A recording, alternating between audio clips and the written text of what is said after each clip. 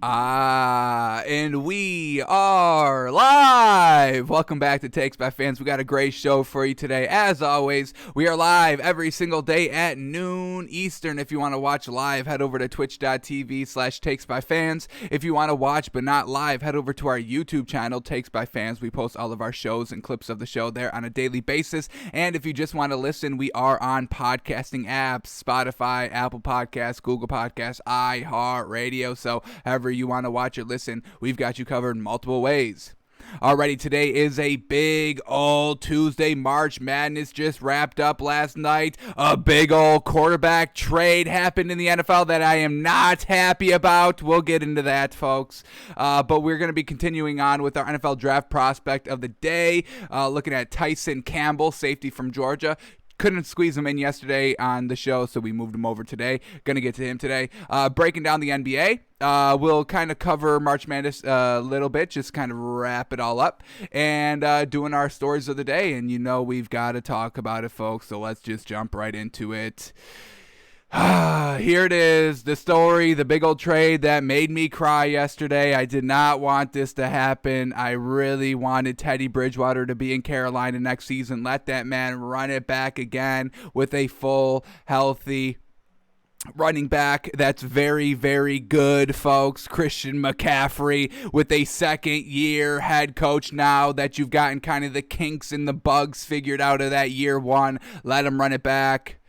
But I guess they've got other plans. So here it is. The Jets trade quarterback Sam Darnold to the Panthers in exchange for a 2021, this year, 6th-round pick, and then next year, 2nd-round pick and 4th-round pick. So let's start there with the compensation of Sam Darnold. A 6th-round pick in this year's draft, that's absolutely nothing. I would trade my 6th-round picks for dirt in this league. So yes, the Panthers won the trade there, of really giving up nothing in this year's draft. Now, when we talk about what happens next season, the 2nd-round pick, it's okay. That's basically all it is. A 6th-round pick and a 4th-round pick, that's really kind of garbage. You can make those up by just kind of trading, any one of your players, that you were going to cut. You can kind of trade them and get one of those picks back, a deep pick back for that. So I'm not really too concerned with those 6th and 4th-round pick. Really, the only valuable pick here is next year's 2nd-round pick. But still, at the same time, it's a 2nd-round pick, and this is a potential quarterback. So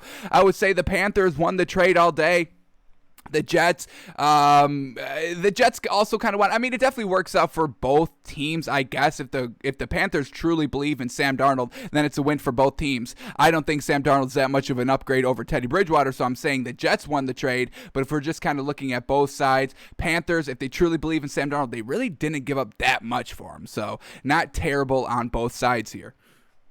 Now, Robert Saleh, they're definitely drafting a quarterback now at number 2. We just talked about it yesterday, kind of ruined that little segment that we had, but, talking about, the Jets keeping Sam Darnold and drafting a quarterback to kind of help out Robert Saleh, maybe ease his transition to a head coach a little bit, but he's going in head first. He's diving in head first. He's like, you know what? This is my team now. I don't want this guy. I don't know who the hell this quarterback is. I didn't sign up for that. I signed up to be the head coach and choose my own quarterback. So, Sammy D, you're out of here, and I'm going to start fresh by drafting my own quarterback. So we'll see what Robert Saleh does, who he's going to take. I think that's going to definitely hurt the 49ers at number 3 now, because we know the 49ers are going to draft a quarterback as well, and now the Jets are like, we're really not sure what we're doing, but we see the 49ers trading all their picks to get up to number 3. I think we could go for a quarterback too. And which one was he looking at? The 49ers? Oh, Zach Wilson?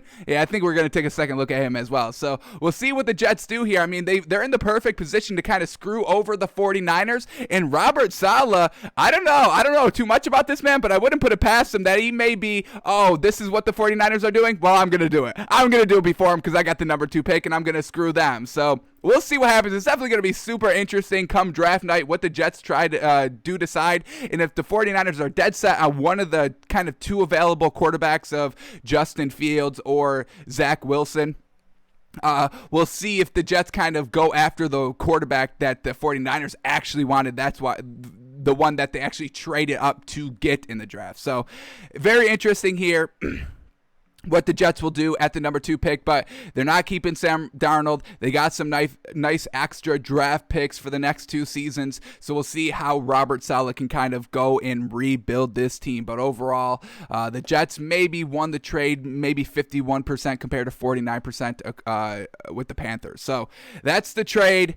Sam Darnold to the Panthers. Now let's start talking about why. Why the heck did they make this trade? If we just look up straight up stats between Sam Darnold and Teddy Bridgewater, I'm not seeing a big old difference, folks. Now, Sam Darnold has had Todd Bowles. He got drafted by Todd Bowles, who's a defensive-minded head coach and really did not work out. And then Adam Gase, the quarterback guru, the offensive savior. He can turn any garbage quarterback into Peyton Manning, because that's what he did. I mean, Adam Gase worked with Peyton Manning, so Adam Gase must have been the only reason for that success.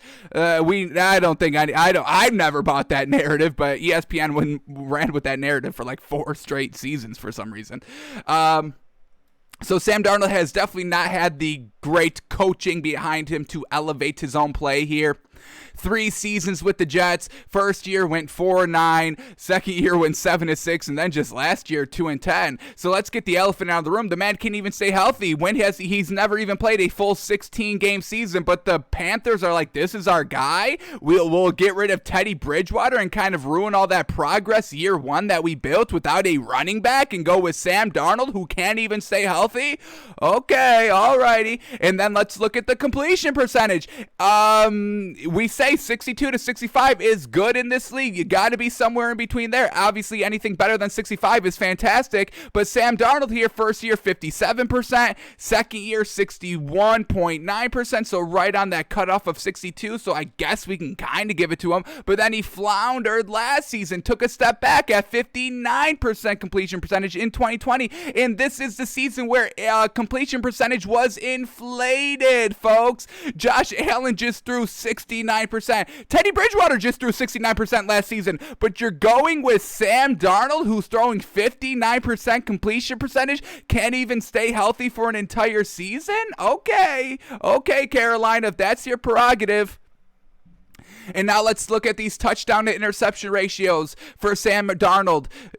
First year, 2018, 17 touchdowns, 15 interceptions. Trash! That's basically 1-to-1. You've got to be 2-to-1 touchdown to interception ratio at least, and I really don't even want to see you in double-digit interceptions. But there's Sam Darnold, 15 picks, year 1. All right, did he get better in 2019? A little bit. 19 touchdowns, but still 13 interceptions, so a little bit better, but still way too many turnovers. Did he clean it up this season in 2020? No. 9 touchdowns, 11 interceptions. That's negative touchdown to interception ratio. That's horrible. I can't even think about doing that. You should be cut immediately from the NFL if you ever do this. If you ever have more interceptions than passing touchdowns, you should never be allowed to play quarterback in this league again. And plus, I mean, a little bit of a and he doesn't support the troops, folks. 9 touchdowns, 11 interceptions. Don't you think that's a coincidence? I don't think so. So Sam Darnold here, nothing truly great that we're seeing. So let's see what Teddy Bridgewater was doing last season for the Panthers. Was it that much better than what Sam Darnold did? No, not that much better, but we're talking about Teddy Bridgewater first year with a new team. Matt Rhule, a new head coach in the NFL. He's been a college head coach for his entire career, but now this is his first time in the pros, and Teddy Bridgewater didn't even have his kind of safety valve, Christian McCaffrey, for the entire season. So, and I would say this is a decent performance here with all things considered here of this Panthers organization, doing the rebuild, getting rid of, their big old previous past of Ron Rivera and Cam Newton, bringing in a head coach from college, bringing in a quarterback that, came back from an injury, proved that he could back up Drew Brees, made it work there in the Saints organization, and now is in a new team with a new head coach and not having kind of your main your face of the franchise of Christian McCaffrey there. So this is what Teddy Bridgewater did last season, 4-11, and he definitely wasn't clutch last season. That is the one knock that we can kind of say that Teddy Bridgewater did. I mean, he just did not get it done in the clutch. All of these games were kind of one possession, so he did keep them close, but he just could not execute down the stretch or before halftime to get some points. That is the only knock that we saw in Teddy Bridgewater last season, but he's at 69% completion percentage. I mean, folks, that's great. Look at this man's completion percentage his entire career. First year, 64%. Second year, 65%. Then third year, that was his injury year. It carried over to 2018. And then 2019, when he started to back up for Drew Brees, went 5-0 and threw 67% completion percentage. And that leads to last year, where he threw 69% completion percentage. So we're seeing greatness here. These are great numbers of completion percentage, and that was before the inflated year that Sam Darnold did not take advantage of this year. So, 4-11 record, not great. Completion percentage was there. 3,700 yards. We'll take that, very close to 4,000, and he only played 15 games. So, that extra game potentially gets him to that 4,000 mark, which is fantastic. Touchdown to interception ratio definitely needs to be a little bit better here. 15 touchdowns, 11 interceptions. So that's definitely something Teddy Bridgewater needs to work on. Cut down on the interceptions, get more passing touchdowns. But the infrastructure was all there for Teddy Bridgewater to make the next leap. But the Panthers are going with Sam Darnold for some reason. What are they seeing in Sam Darnold that's so much better than Teddy Bridgewater? I'm not seeing it. I'm truly not seeing it. All right, let's also go into what happened schedule-wise this season. Was Sam Darnold keeping the Jets into some of these games? Were these competitive games here? Let's see what the Jets were doing this season with Sam Darnold. First game against the Bills, they lose 17-27. Two-possession game there. Not great. Kind of a blowout. Second game, losing against the 49ers, 31-13. That's a blowout. Then they face the Colts, lose 7-36, a blowout. So he's not even being competitive in some of these games here. Against Denver, losing 28-37. Once again, a two-possession game. They're not the greatest. Then against Arizona, 10-30. They lose 10-30, folks. That is a blowout. Then they face Miami. They lose 0-24, folks. I mean, getting blown out here, not putting up any points offensively. That's what the Panthers want. A quarterback that can't get any production offensively. Let's keep going here with the schedule. Against Buffalo, they lose 10-18. All right, one possession game, little close there. We'll give it to Sammy D there. But then he's back the next week, losing against the Chiefs 9-35. I mean, folks, blowouts, not competitive. Then we get the Patriots. They lose 27-30. All right, but he didn't even play that game. So, and then the Chargers didn't play that game either. They lose 28-24. So a little bit competitive here in the games that Sam Darnold didn't play. I had to go back to the game against Arizona, Miami. Sam Darnold did not play in that 10-30 blowout loss, in the Miami 0-24 blowout loss. So strike those from the record. But then let's keep going here. The second time against Miami, they lose 3-20, non-competitive. Then they lose 28-31 against the Raiders. They lose 3-40 against the Seahawks. I mean, folks, not being competitive here down the stretch. The two games they won, they beat the Rams 23-20. He had 70% completion percentage, one touchdown, no interceptions. Great game there. Then they also beat Cleveland down the stretch 23-16. But once again, he threw 50% completion percentage. Not great. He threw two touchdowns, no interceptions. So I'll give him that. But that completion percentage, that's something that we've seen not great by him all of his career. And then the last game of the season against New England, last game laid all on the line, and they kind of got blown out there, 14-28, two possessions. So, and he threw two interceptions that game. So not seeing anything truly great here by Sam Darnold. Let's see what Teddy Bridgewater did this season in terms of games and performance. Was he keeping it close? Let's see what we get here. Opens up the season losing 30-34 against the Raiders. Alrighty, a one possession game. Against Tampa Bay, they kind of got blown out a little bit. They lose 17-31. But that's against the Super Bowl champions, folks. I can kind of forgive a little bit of a blowout loss there. But then they're back. They're winning. They're winning games early in the season. They started 3-2. That's pretty decent. Sam Darnold starting 0-5. Not the greatest. So they get on a nice little 3-game winning streak here, winning 21-16, winning 31-21 against the Cardinals, winning 23-16 over Atlanta. Then they lose to Chicago 16-23, one possession game. They lose to the Saints 24-27, one possession game. They lose against the Cardinals 17-25, one possession game. They lose against the Chiefs 31-33, one possession games, keeping up offensively with the Chiefs. Come on. Teddy Bridgewater threw 73% and 310 yards, 2 touchdowns, no picks against the Chiefs, keeping up offensively. Sam Darnold has not shown that all season. Then we go to Tampa Bay again. They lose 23-46, so once again a blowout against the Bucs, but we're talking about a Super Bowl champion defense, and he still threw 75%. Threw an interception, unfortunately, but still decently kind of got it done against the Bucs a little bit. All right, the one game they didn't play, the one game he didn't play this season, they did win. So a little bit of a knock there. Let's say that, because they beat Detroit 20-0, but it's against the Lions. I think Teddy B could have beaten the Lions. All right, let's keep going on here. They lose against the Vikings 27-28, 1-point loss, very close there. They lose against Denver 27-32, one possession game. They lose against Green Bay 16-24, one possession game. They beat Washington 20-17, and then the last game of the season they get blown out by the Saints 7-33. So their only blowout losses, they only had three blowout losses. Two came against Super Bowl champions of the Bucs, and the other one came against the Saints the last week where they had nothing to kind of play for. So overall, I'm truly not seeing what I don't know what Matt Rhule's thinking, honestly. I'm not seeing the distinctive differences between Sam Darnold and Teddy Bridgewater that warrants a trade right now. When you're a new coach and you're already switching quarterbacks like they're freaking playing cards out here, I'm not getting it. And now let's kind of wrap it up here, because Teddy Bridgewater and Sam Darnold do have something in common, and that's the wide receiver, Robbie Anderson. He started his career with the Jets. Sam Darnold kind of came in. When did Sam Darnold come in? 2017 or 2018?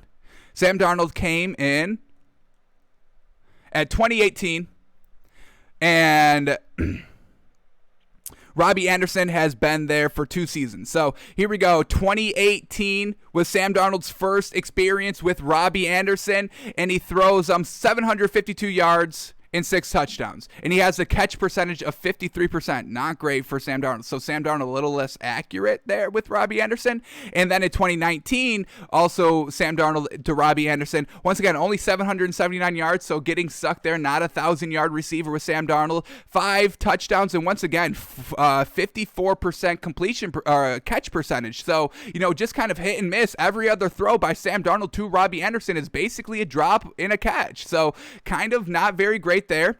And then Teddy Bridgewater has Robbie Anderson for 1 season, his first season with Robbie Anderson, his first and only season throwing to Robbie Anderson, makes him a 1,000-yard receiver right off the rip. No problem there. 1,096 total yards for Robbie Anderson this season. He only had 3 touchdowns, but that's going back to our knock on Teddy Bridgewater of just kind of not getting it done in the red zone, not being able to kind of score touchdowns instead of settling for field goals. So, that's already a knock that we've said about him. But he got him the yards, and look at this catch percentage, 69% catch percentage. So Teddy Bridgewater's throwing more accurate balls to Robbie Anderson for him to catch more yards. So, folks, what are we talking about out here? I'm truly not believing in Matt Rhule anymore. I would have given Teddy Bridgewater a second chance here. I didn't see too much here from Teddy Bridgewater that made me think, oh my God, I've got to get rid of this man as soon as possible and take a chance on a quarterback that hasn't proven anything in this league. So I'm truly not seeing it here. The numbers, the stats, the film. Let's watch here. Let's watch what Sam Darnold does. Let's see all of his mistakes, because we're talking about Teddy Bridgewater's mistakes of not capitalizing by scoring touchdowns. Let's see what Sam Darnold's decision-making is looking like out here. We get all of Sam Darnold's 2020 interceptions here, so let's look at what this man is doing. Let's see what Matt Rhule is going to have to overcome and try to fix what Sam Darnold is doing out here on the field. So here we go. First one. First of 11 out here, escaping the pocket, throws back over to the middle of the field in triple coverage. That's the kind of decision-making you want from Sam Darnold there? Alrighty. I mean, people knock Teddy Bridgewater for making the same thing, so what is the difference, Matt Rhule? What is truly the difference here? I'm not seeing it. Alrighty, let's see what the second interception is looking like by Sam Darnold here. Alrighty, against the Colts, going to the sideline, and look at this. I mean, this is great coverage. Look to be a predetermined read. I mean, look at he's staring down his receiver right from the rip, staring him down, and the corner just kind of jumps the ball. That's a pick. Can he return it all the way for the 6 points? I think he's going to. Yes, sir. So Sam Darnold is scoring for the other team. Sam Darnold wasn't even competitive in all these games, and he's giving free points to the other teams and not being able to make up those points later in the game. All right, Matt Rhule, that's what you want. Now we get Sam Darnold in the red zone. Pick. Throwing it in double coverage. Not seeing the other defender slide over. Pick in the end zone. Not great. All right, here we go. Sam Darnold again. Colts defense just eating this man alive. The third pick by this Colts defense. Jeez Louise. Can we talk about the Colts being good? I'm telling you, they're going to get to the AFC Championship game, folks. It's locked in. All right, here we go. The second meeting against the Bills this time. Sam Darnold throwing flat-footed. Look at him. He's not even stepping into the throw. How lackadaisical. How lazy of a throw is this? You're just giving away free points, free turnovers for the opponent. Now they're down 10-18 here against the Bills again. Throws the ball low at the line of scrimmage, gets tipped up by a lineman, and it just gets picked off. That's not totally his fault, but still not a great look. Let's keep going here. Yes, sir, against the Dolphins. You knew that Finns had to get into some of this action. If people are giving away free picks, the Dolphins are definitely going to be getting some of those. So here we go. Just kind of throwing. I don't even know who he's throwing to here. It's so inaccurate. Tried to throw back inside, and that's where the defense is. So Sam Darnold on 3rd and 8 trying to do something. He just makes bad decisions here against the Dolphins again. Counted as 2. Chalk up 2 interceptions for the Finns. Oh, yeah. Bad. I mean, where is he throwing to? Does he think that these players are open? I mean, he's having predetermined reads out here. I'm not liking that at all, but Matt Rhule loves it, I guess. All right. Man, here he goes against the Patriots. Where is he throw? This is like quadruple coverage. There is nothing open. Look at how many Patriots players are down the field where he throws this. Look at this frame. Can somebody look at this frame? I've got 1, 2, 3, 4, 5 Patriots players all in a single frame with one lone white Jets jersey out here, and it's not even close, man. It's not even close out here. We got one more. We got one more pick by Sammy D. What's the last one? Here we go. Against the Patriots again. Double covered in the end zone. Let's see where this one was. Once again, getting blown out 28-14 with 3 minutes left. Non-competitive games. If that's what you want as your quarterback, non-competitiveness, Matt Rhule's got the perfect guy. So, I don't know, man. I'm not buying it. I'm not seeing it. We'll see if Sam Darnold is kind of a product of, Adam Gase being absolutely trash, and maybe Sam Darnold's actually good and can make it work with Matt Rhule. But what we've seen so far, and that's what I want, proven talent in this league, I think there's more provenness of Teddy Bridgewater over Sam Darnold. So. All right, but now that brings up the question here. Where is Teddy Bridgewater going to go? And I forgot to bring up this quote. Here we go. Panthers general manager Scott Fitterer on trading Sam Darnold. Here we go. Trading for Sam Darnold. Quote, I just think in this offense with Joe Brady and Matt Rhule, the weapons that we have around him, that he can take the next step with us. The weapons that you have around him, he couldn't make Robbie Anderson work before. Come on. Oh, man, I don't get it. I do not get it, and I do not like it. And then we get a picture of him, a Photoshop picture of him in a Panthers jersey. I don't like it. I don't think he looks good. So, Sam Darnold, keep that in mind. You're not looking good out there when you're on the field. So, when you look good, you play good. If you're not looking good, you're still not going to be playing good out there. And now that brings up, where can Teddy Bridgewater go now? So here we go. The Panthers are letting Teddy talk with other teams to facilitate a trade. So for that, I applaud the Panthers. Very well done. Don't kind of keep him hostage and keep him as your backup just in case Sam Darnold goes down, which he will go down because we've seen him not play an entire season before. So love that Teddy Bridgewater is going to be able to kind of decide his own destiny here. So let's quickly go over to see what is the quarterback options teams looking like right now. Who needs a quarterback? So let's go through and see where Teddy Bridgewater could possibly go. Seattle, no, they got Russell Wilson. Rams, no, they got Matthew Stafford. Cardinals, no, they got Kyler Murray. 49ers, no, they sold out their future to draft a quarterback. They're not going to take Teddy Bridgewater. Alrighty, let's keep going here. The Saints, they've already got their own quarterback controversy. Now, it would be interesting if Teddy Bridgewater goes back to the Saints because they have history together. How crazy would that be? I don't think that happens, but I would say it's probably like a 2% probability of happening because they know each other. If nobody impresses really Sean Payton between Taysom Hill and Jameis Winston, maybe Sean Payton's like, you know what, let's get Teddy back in here. Then we can keep Taysom Hill as the tight end, and we can have Jameis Winston as a backup, keep on learning for Jameis. So that'd be an interesting decision if the Saints do that. The Bucs, no, they've got Tommy B. Panthers, obviously not. The Falcons, seems like they're keeping up with Matt Ryan, and we are going to have a story a little bit later where they are not, or they are interested in trading back. So definitely not going to be drafting a quarterback, and it seems like they're going to be keeping Matt Ryan. So don't expect him to go to the Falcons. Washington, they just brought in Ryan Fitzpatrick to back up Terry McLaurin. Well, it's an open quarterback competition, but they got two decent quarterbacks over there in Washington. Giants got Daniel Jones. Dak Prescott's back for the Cowboys. Jalen Hurts is the quarterback for the Eagles. For the Packers, they got Aaron Rodgers. The Bears, yes, this is what you do. Matt Nagy in the general manager for the Bears. You swallow your pride and admit you made a mistake on that Andy Dalton pickup, and you get Teddy Bridgewater. You trade Andy Dalton for Teddy Bridgewater, a nice backup for Sam Darnold and Andy Dalton, and the Bears get a definitely upgrade at quarterback for Teddy Bridgewater. You swallow your pride, Bears. You swallow your pride and get Teddy Bridgewater.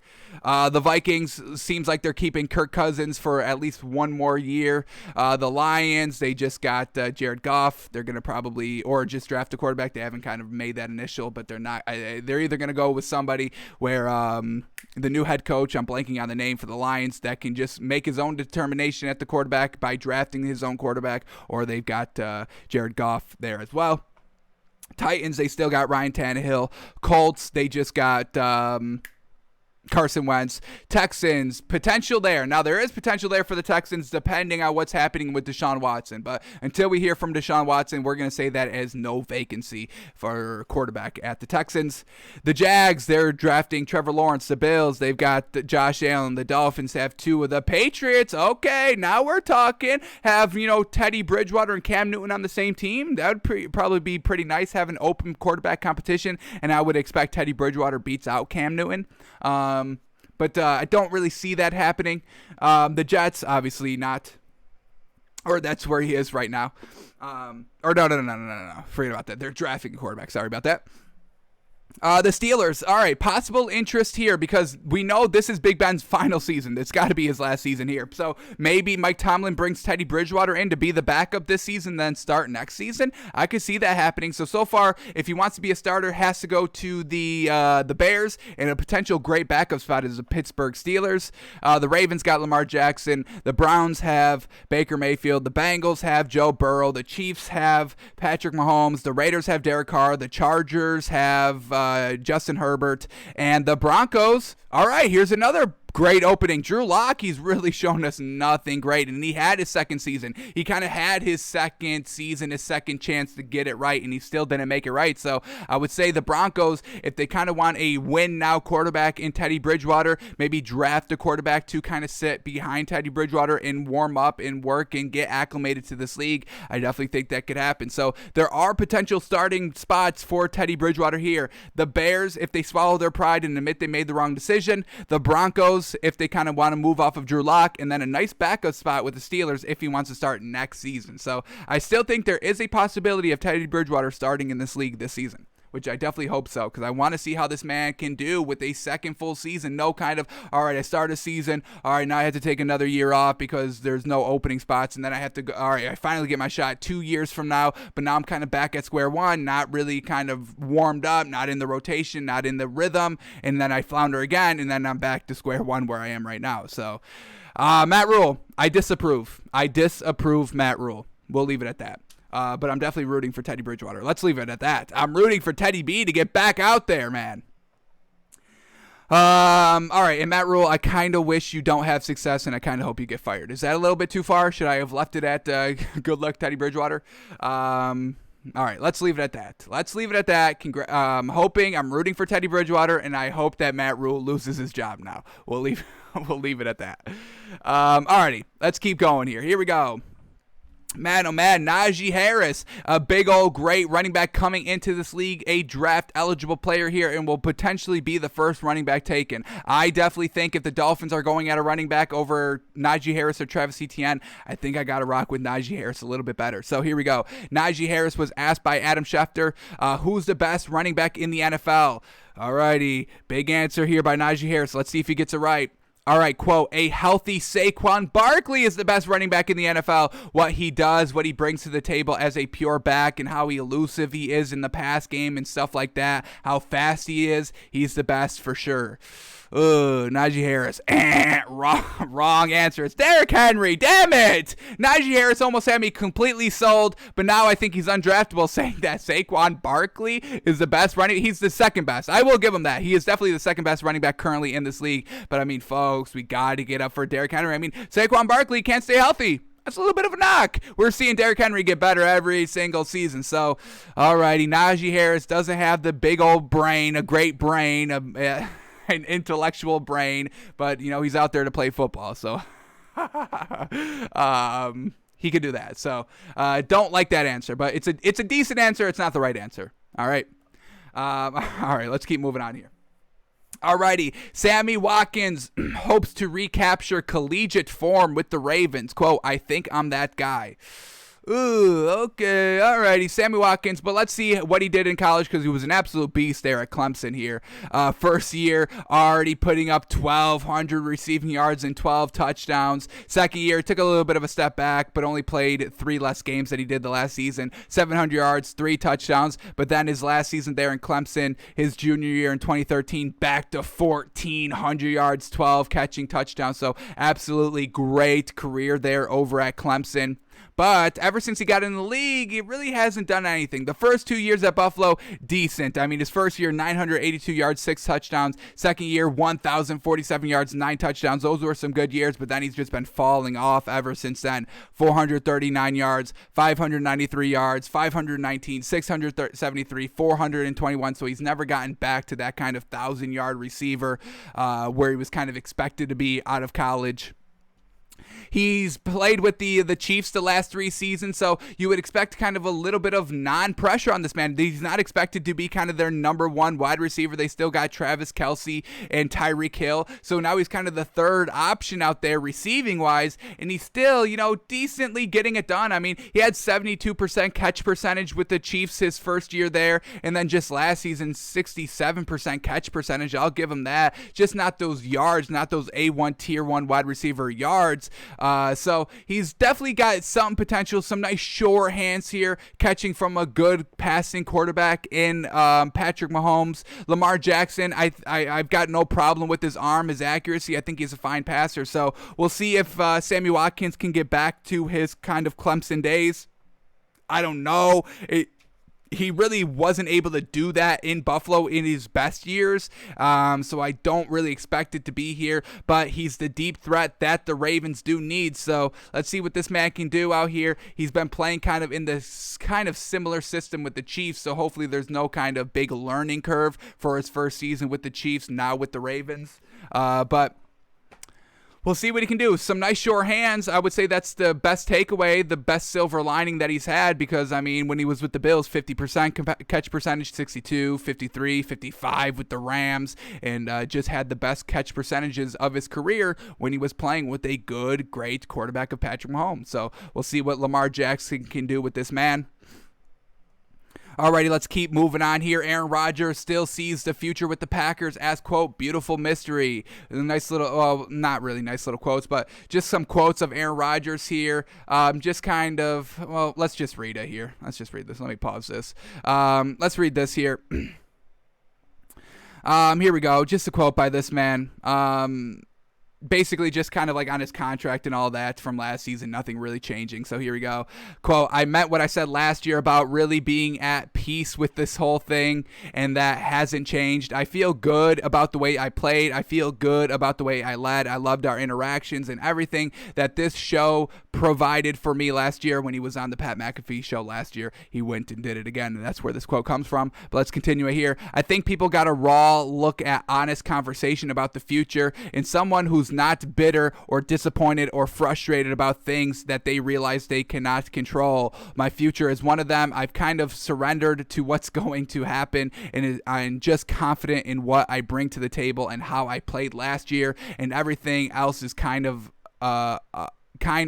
for speculation, and I'm sure there'll be plenty of it. I mean, Aaron Rodgers, I mean, he knows he's no longer the GOAT anymore, or knows he can no longer become the GOAT. I mean, that head-to-head matchup with Brady, I mean, that really just solidified it. Brady's better. Brady is better. It's hands down. So Aaron Rodgers knows he no longer can be the GOAT, so we're getting all these kind of philosophical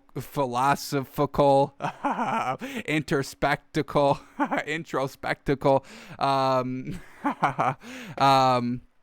quotes here and saying he's hosting Jeopardy, kind of being above football. Oh, I'm kind of highbrow. I'm intellectually great. So that's where he's trying to make the difference between him and Tom Brady now, because it's not on the football field. So whatever Aaron Rodgers has to say to make himself feel better, we know he's always been a competitor, so I'm not sure where these quotes are coming from now. Oh, it's out of my control. I felt like I did the best I could out there. I felt like I did everything. I know there's some things I can't control. The defensive side of the ball, my head coaches, all of that. My head coach drafting a quarterback round 1 of the draft when he damn well knows we needs a playmaker, but I can't control any of that. So some narrative shifting here by Aaron Rodgers. I'm not 100% believing it. I know deep down that he 100% doesn't believe 100% what he's saying, that he's kind of, at peace with everything. Aaron Rodgers, he wanted to be the GOAT. He had a problem, with Brett Favre. That whole exchange, kind of learned that from him.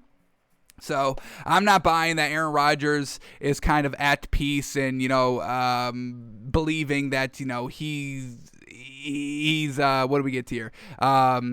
My future, or where did he say it? Hang on. Where was it? I feel good about the way I led. I loved every interaction. I felt good at how I played and all that. I'm not buying it, Aaron. You can't fool me. I'm not buying it. So that's where we get with Aaron. Just kind of walk around quotes because he knows he no longer can be the greatest of all time. So, okay, keep on moving on here to some draft news, some draft information. Is Mac Jones hype out of control? We get a somebody from PFF here, a quote, I don't know why Mac Jones is being viewed as a first-round prospect, and I kind of agree a little bit. I mean, I don't think this draft class for quarterbacks is going to be that great. I think Trevor Lawrence is going to be good. I think he's going to be kind of great, actually.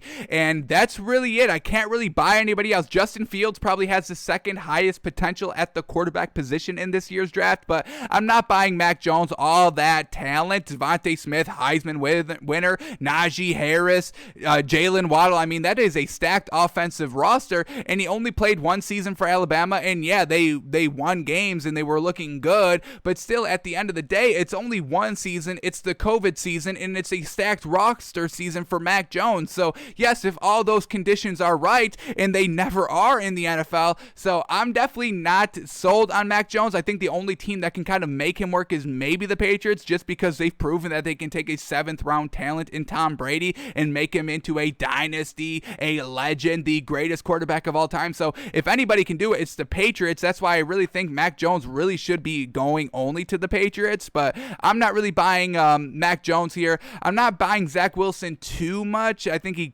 can be decent. He may be good. The pro day was good, but it's a pro day. And I'm definitely not buying Trey Lance at all. I did not really like he had a good COVID season. All right, congrats. In a very non-great conference. So I'm not really buying all of that. So we'll see how this kind of quarterback draft class goes. I don't think there's that much talent, and I definitely do think Mac Jones is a little overhyped out here. Alrighty, moving on to another Najee Harris quote. He just did a podcast with Adam Schefter. That's where all these quotes are coming from. And it's a great discussion. Definitely listen to it. He seems like a great guy. I think his draft stock definitely kind of rose in my eyes just listening to this man talk. So definitely a great podcast out there with Adam Schefter and Najee Harris. So definitely check that out.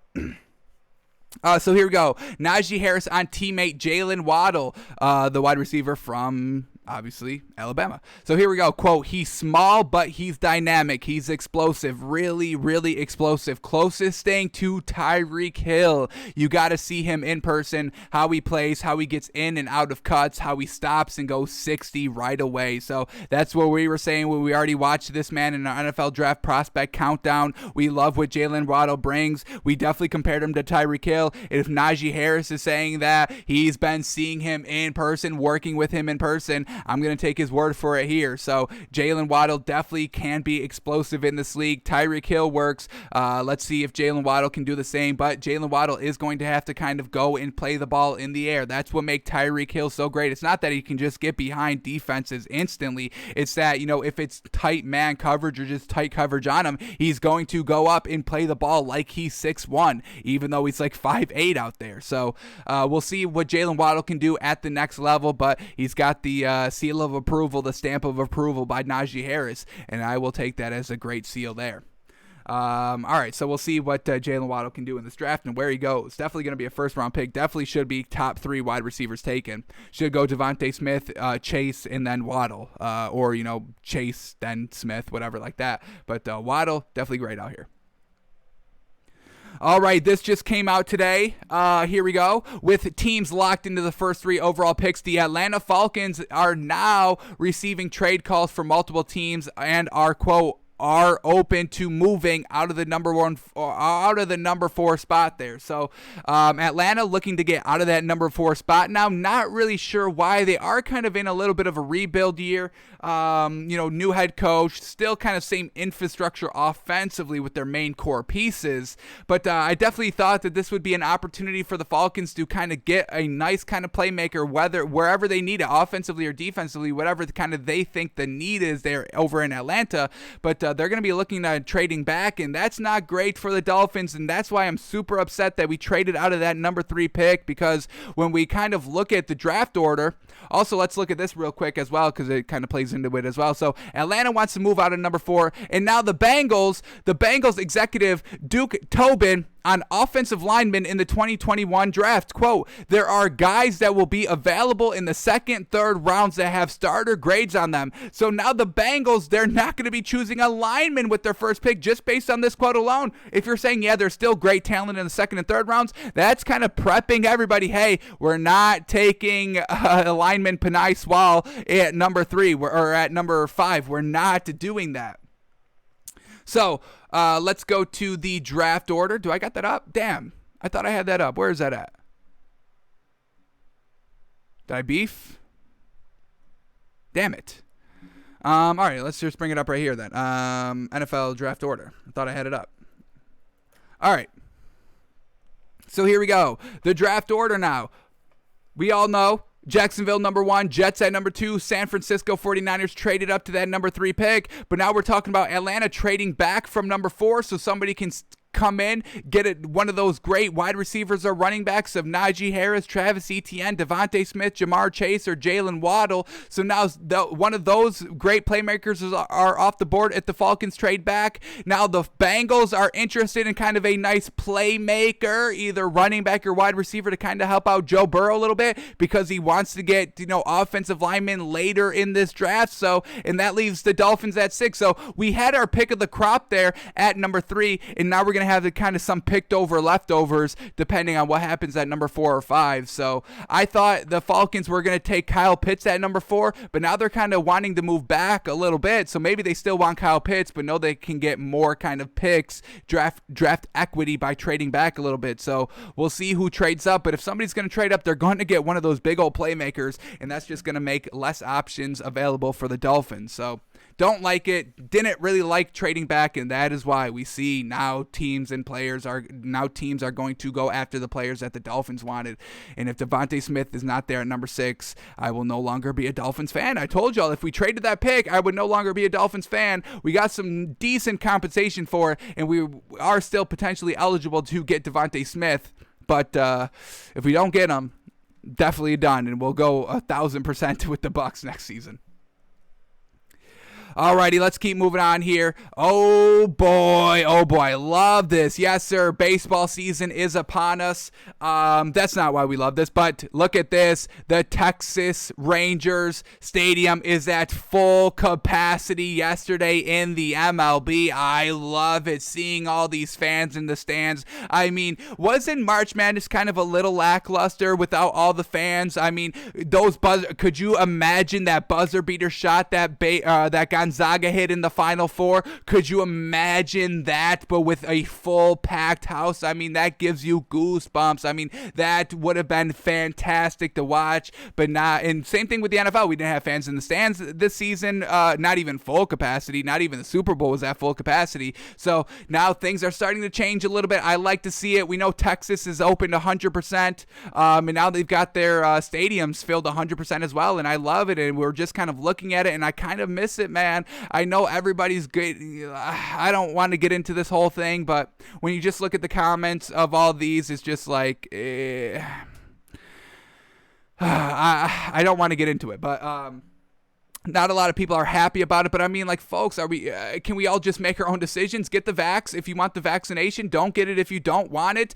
Go to a game if you want to go. Wear the mask if you still want to wear the mask. Don't wear the mask if you. I don't understand what the problem is here. If masks and vaccines are proving to work, there should be no kind of no reason why we can't have full packed stadiums. I mean, this is a great sight to see. I mean, just one season with a bad virus goes around and it changes our entire lives for the worse. I mean, there's no reason why we can't get back to normal if everything's working. The masks have been working. What's the difference? The vaccination is now available to everybody. I think today's the day where everybody can get it now. So I don't understand why this can't go back to normal. And I don't think Texas has had that bad of a COVID outbreak ever since they went 100%. So, as everybody just keep an open mind and let people do what they want. We'll just leave it at that. But I love that we're having full stands at sporting events now. It makes it just that much better. It gives you chills. It gives you goosebumps when that big play happens, when that game-sealing run, when that game-sealing three-pointer goes down, when that game-winning Hail Mary goes down. I mean, folks, like, what are we talking about here? So love it. All the comments. Do I want to read these comments really quickly? Kind of. Some of these are funny. Imagine risking your life to watch the Rangers. That's funny. That is truly funny. But then imagine risking getting COVID just to watch the Raiders. I mean, like everybody was saying, like everybody took that joke and just ran with it, really. Yeah, I mean, I don't want to get into it, so we won't. Here we go. Let's keep moving on here. Alrighty, let's go. And this is what we're talking about. We just had a buzzer beater last night in the NBA, and could you imagine the sideline, the court side seats going wild here? So here we go. Wizards Raptors last night. Gary Trent Jr. gets it right here. Gets the defensive rebound. Goes with it, 4 seconds left, maybe a little bit of a push-off, but gets the three-pointer to go. They were down 1 at this point. They win by 2. Gary Trent Jr. already making an impact here for the Raptors. A great pickup by them as well, that Raptors team. But look at this. Could you imagine now? I mean, yeah, this video is great. This thing is great. But could you imagine, 50,000 roaring fans all at the same time, elevating out of their seats, going crazy? I mean, folks, I miss that so much, so freaking much. So let's all relax on what's going on. Get the vaccine if you're that worried about it. Don't get the vaccine if you're not worried about it. It should not make a difference. Alrighty, so let's keep going here. Alrighty, and then Damian Lillard, yes, sir. He sees what we get the Stat Muse on Twitter, kind of tweets out the stats of Gary Trent Jr.'s last 4 games as the Raptors, putting up 21 points a game, 50% from the field, 51% from the three, just having a great shooting performance. And Damian Lillard kind of shouting him out a little bit, some nice kind of rocking emojis there, because it's just truly unfortunate what happened with Gary Trent Jr. with the Blazers. It's just, Damian Lillard and CJ McCollum, it's not like they truly need needed Gary Trent Jr. And that's not a knock on Gary Trent Jr. He's a great talent. That's why we're seeing him having success there with the Raptors. But just kind of that trade just made a little bit more sense. Norman Powell for Gary Trent Jr. But Damian Lillard is still behind his man over here. So for that, I mean, that just speaks to Damian Lillard's kind of leadership, and I absolutely love it. And he's in the running here for our MVP race, so I'm going to give him a point there. We're kind of keeping track of points here with our candidates of the MVP and Sixth Man of the Year in the NBA, and I'm giving Damian Lillard 1 point for that great shout out of his former teammate. He's just a great presence to have. He's a great teammate. He wants to make everybody better. He wants everybody to be successful that he's ever played with or that's on his team. So Damian Lillard, I'm giving a point because it's just showing true leadership, and I absolutely love it. Alrighty, let's keep going here. Here we go. The last story to talk about. A little bit of a rumor here that's probably bogus, but let's see what we get here. Andrew Bogut says Andrew Bogut says the Warriors had an offer on the table for Lonzo Ball, and this was the offer, quote, they had an offer for Lonzo Ball, and I think a throw-in and a pick-in for Oubre, and the Warriors turned it down. So basically, the Warriors would get Lonzo Ball, and the Pelicans would get Kelly Oubre Jr. and a pick and just kind of an extra player just to throw into the mix. But then Kelly Oubre went on Instagram and did the funny meme of SpongeBob inhaling caps, saying, hey, that's cap, that's false. What is he talking about out here? So we'll see. I mean, Lonzo Ball with Steph Curry wouldn't even work in the first place. I mean, Lonzo Ball is not the greatest kind of pure shooter when you need him to be. Steph Curry can kind of take care of the floor facilitator and be the scorer. So Lonzo Ball, what would he be great out there? Yeah, Kelly Oubre's not doing the greatest out there, but I mean, I don't think Lonzo Ball's better, hands down better than Kelly Oubre Jr. So I don't think the trade would have made that much of a difference. I don't think the trade would have been that valuable to either club.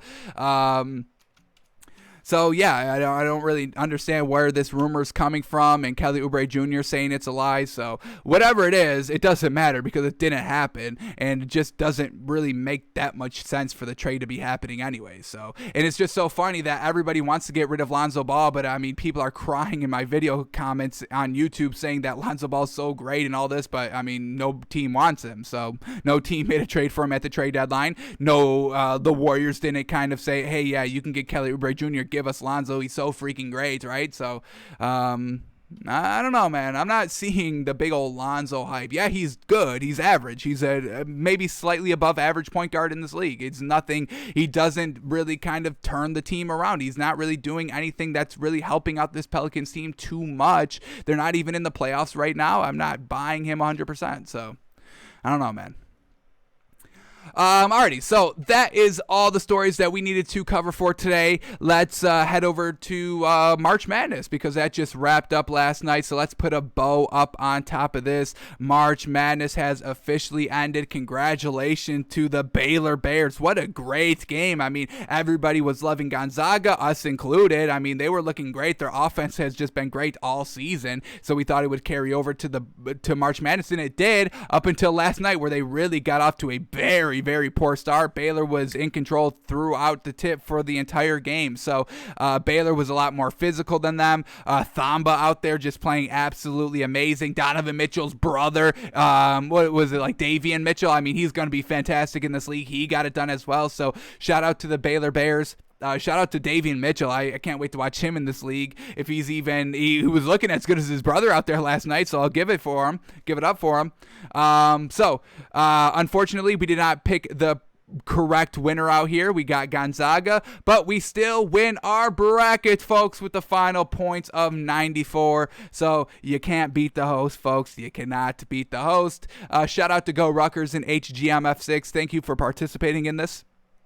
Go Rutgers. He kind of got out to a nice good old start there, but kind of floundered in the back end, and then HGMF6 just really got no footing anywhere throughout the March Madness tournament. So we end up winning with 94 points. Go Rutgers comes in second with 73, and HGMF6 in last place with only 60 points. So this was great. We'll do it again next year. Absolutely. We'll kind of maybe try to perfect our algorithm a little bit better out here to do a little bit better overall. But at the end of the day, we chose the final two right. Just unfortunately couldn't get that last solid pick. But we still got the win there. So like we said, we just have to kind of tweak our algorithm just slightly, just a little bit.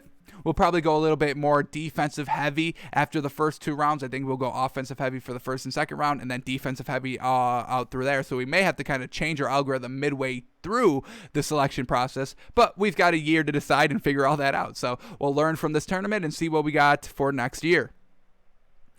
Alrighty, now let's head over to the NBA. We'll quickly break down these games, do the moneymaker for today, and then head over to our NFL draft prospect of the day. So here we go. Let's get into it. Knicks in the Nets, the first game up, and James Harden tried to play. He played like 5 minutes. What is it officially? 4 minutes officially. A little bit of hamstring tightness and had to come back out. So we're not going to take off 2 points there for James Harden, or 3 points there for not playing.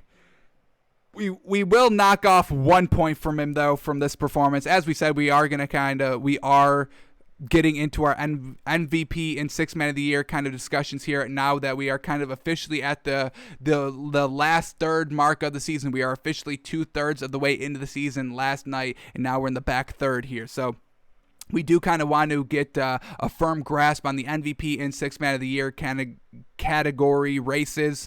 Every time you play, you get a chance of getting 5 points, plus 5 points, or subtracting 5 points depending on wins and losses and how you performed and all that. But if you did not play in a game, we subtract 3 points from you. James Harden tried to play in this game, and the only reason why I'm only going to take off 1 is because on the play that he went out, he had an assist over to Joe Harris, who cashed in from 3. So once again, still being a playmaker out there, just unfortunately the hamstring tightened up a little bit. So we will subtract 1 point from James Harden's total out here to 4.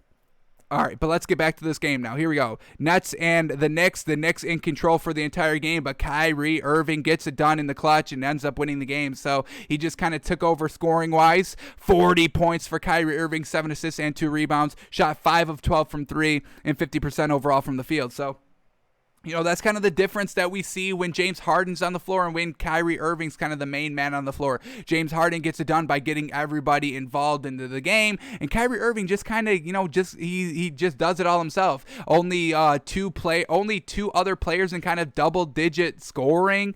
Not the greatest. James Harden really kind of facilitates the floor a lot more, but he hasn't been out there in a while, so a little unfortunate there.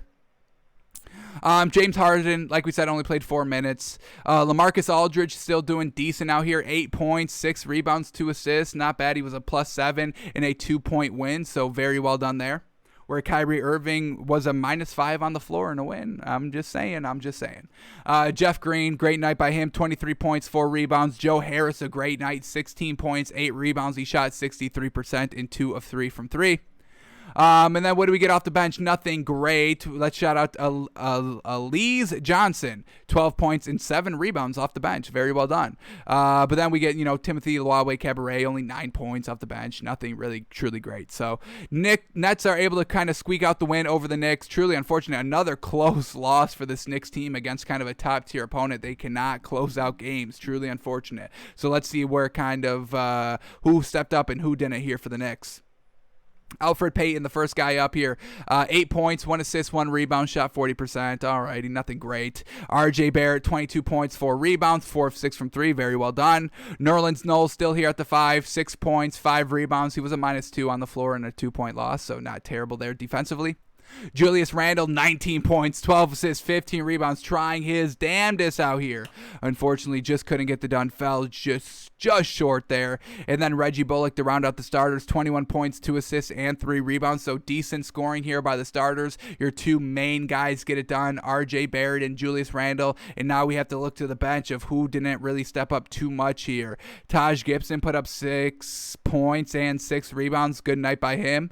Derrick Rose, 16 points, 3 assists off the bench in 25 minutes. Then we get Emmanuel Quickly, 3 points on 25% shooting. Obi Toppin had 5 points on only 3 shots. And Alec Burks, 6 points and 6 rebounds on 2 of 5 shooting. So just unfortunately didn't get kind of that second double-digit score they needed off the bench.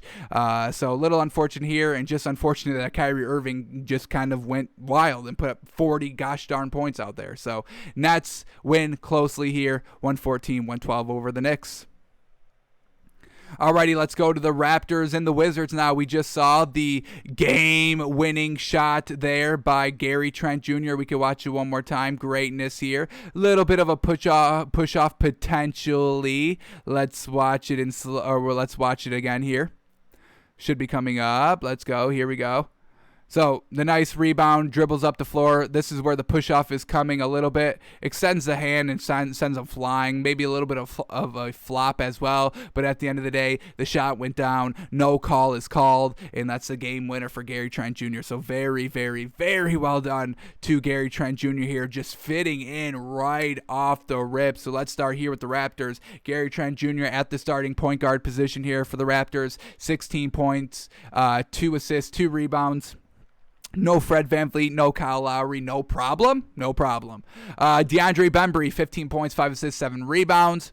Chris Boucher at the starting center position, 8 points, 5 rebounds. He was a minus 14 on the floor, not great. Gary Trent Jr. was also a minus 17 on the floor, not very great. And then we get Pascal Siakam, 22 points, 5 rebounds, but he was also a minus 20 on the floor in a win, not very good. Then we get OG Anunoby to round out the starters at the starting 3 position. 14 points, 6 rebounds on 35% shooting at 1 of 6 from 3. So not the greatest from 3 out here. Only hit 7 of 33, shooting 21% from 3 here. Not the greatest by the Raptors, but hey, the last 3 fell. So at the end of the day, does it even matter? Not really. All right, and then off the bench here, Malachi Flynn. 16 points, 4 assists, 4 steals, 3 blocks, 6 rebounds. What a game by that man, defensively and offensively. Everything well-rounded game for the man, plus 11 on the floor.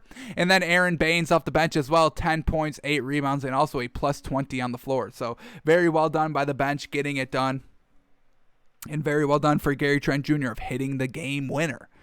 All right, now let's go to the Wizards now. No Bradley Beal, unfortunate, but they were still almost in it, so let's see why. Here we go. Russell Westbrook, 23 points, 11 assists, 14 rebounds. He didn't shoot well, 36% on 25 shots and 1 of 6 from 3, but he only had 4 turnovers, so that's what we're talking about, Russell. All righty. Decent game here. Truly unfortunate that it did not result in a win, so Russell Westbrook even cuts down on the turnovers, and they still cannot get the win. The man's like, I do it all. I have a lot of turnovers, we win. I have not a lot of turnovers and we still lose, so I'm going to still go with the turnovers there. So that's why he doesn't clean it up there. All right, Raul Netos fills in for Bradley Beal, but does not even look remotely close to what Bradley Beal does out there. 14 points, 4 assists, 2 rebounds on 18% shooting, 0 of 4 from 3. Alex Len still at the starting 5. 13 points, 8 rebounds. Good night by him, defensively as well, a plus 11.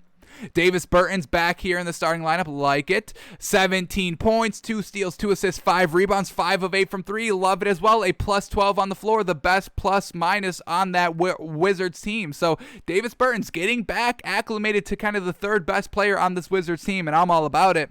Then Denny Avdija, 12 points and 10 rebounds. So very well done. Now off the bench, Ish Smith is finally back here. 10 points, 5 rebounds. Garrison Matthews, 17 points off the bench. So not terrible overall there. Just unfortunately, Gary Trent Jr. hits the game-winning buzzer beater 3. That's it. So shout out to the Raptors to get the win, 103-101. And now where are the Raptors at in the standings? Are they finally in the play-in tournament? They are not still. All right. Game back from that 10th seed. The Raptors are currently the 11th seed. So we'll see if they can get in that play-in tournament. All righty, let's keep moving on here. The Jazz and the Mavericks now. Mavericks get the win, 111-103 over the Jazz. I think Donovan Mitchell was a little too excited to watch his brother play in the March Madness, so he's like, can we just get this game over before the game tips off here? All right, so let's start here with the Mavericks. Luka Doncic, a great night by him. 31 points, 8 assists, 9 rebounds, 6 of 11 from 3, and 42% overall. So great game by him. Josh Richardson, 17 points, 5 rebounds, 2 assists. They didn't even have Porzingis, and Maxi Kleber puts up 0 points in the starting lineup, 5 rebounds. Nicolo Melli also in the starting lineup at the starting 4, 0 points on 0 of 7 shooting, but he had 7 rebounds. Overall, not great. He had good defense, but just no scoring there. And then Dorian Finney-Smith stepping it up here since nobody else is scoring in the starting lineup. 23 points by him, 4 assists and 6 rebounds, so very well done there. And now let's go to their bench now. Tim Hardaway Jr., 16 points, 5 rebounds, a plus 12 on the floor. Great night by him. Shot 3 of 7 from 3, 46% overall. That's pretty good out there. All right, and then Jalen Brunson really picks up the slack as well. 20 points off the bench, 3 assists, 4 rebounds, 4 of 7 from 3, and 53% shooting overall. So the bench really picked up the slack here. 2 starters both putting up 0 points. Not great, but they're able to get the win over the Jazz.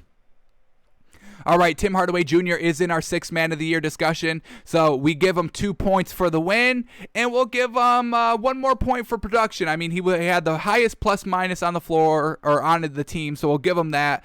Got outscored by Jalen Brunson, so we're not going to give him any more off the bench. But 3 solid points here for Tim Hardaway Jr. in our 6th Man of the Year race. So he goes up to 8 points overall.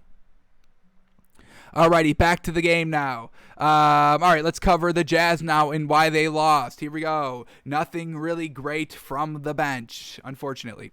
Here we go. Mike Conley, 28 points, 7 assists. Fantastic game from him. 6 of 10 from 3, 61% overall. A magnificent game from him. But Donovan Mitchell, other things on his mind. I think that national championship game got into his head a little bit. Too excited for his brother because he did not show up last night. 16 points, 4 assists, 5 rebounds. All that's pretty decent, but he was not efficient. 0 of 8 from 3 and 6 of 23 from the field, 26%. So nothing really great there. Not efficient. Decent stat line all in all. Rudy Gobert doing classic Rudy Gobert things. 14 points, 15 rebounds on 100% shooting. Classic. Bojan Bogdanovic, 16 points, 4 rebounds. Great night by him.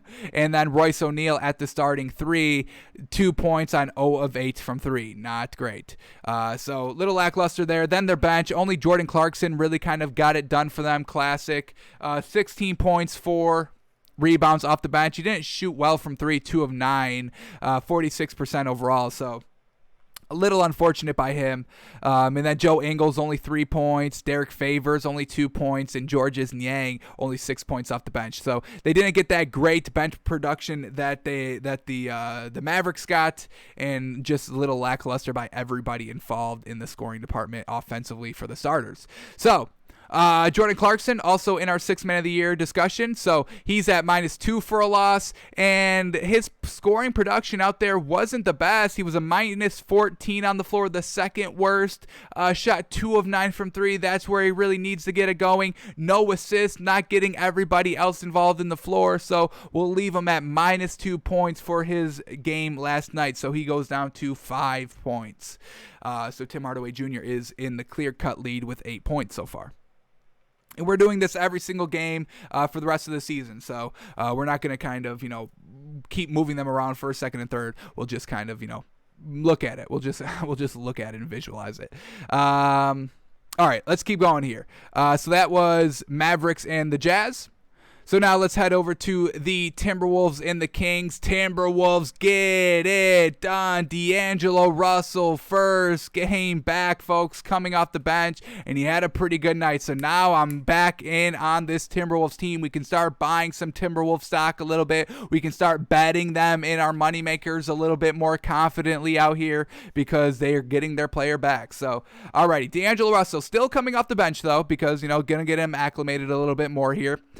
I'm assuming next game Ricky Rubio will be coming off the bench and D'Angelo Russell will be in the starting rotation. But this is their starting rotation from last night. Ricky Rubio at the 1, Anthony Edwards at the 2, Josh Okogie at the 3, Jaden McDaniels at the 4, and Karl Anthony Towns at the 5. Here we go. Ricky Rubio, 4 points, 5 assists, 1 of 5 from the field, and 0 of 3 from 3. So not the greatest out there, -3 on the floor as well.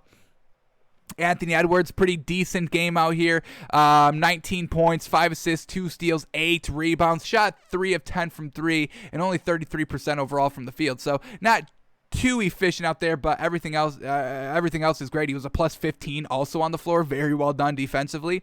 That's what we're talking about. Then we get Karl Anthony Towns, 23 points, 5 assists, 13 rebounds, doing it all. 2 of 3 from 3, 44% overall from the field. Great night. Jaden McDaniels, little lackluster, 4 points, 5 rebounds. Josh Okuji, 6 points on only 3 shots. He only took 3 shots at 66%. So overall, not bad there. But then off the bench, D'Angelo Russell, baby. Yes, sir. Picking up where he left off, 25 points, led the team scoring. 3 assists, 5 rebounds. He shot 36% overall, but 4 of 7 from 3, so not terrible overall. A great night for his first game back, basically missing the entire season so far. So now this is what we're talking about. Now this is a good game because this starting lineup of D'Lo, Anthony Edwards, Karl Anthony Towns, that's the big 3 that you need. And now, the bench still getting it done here.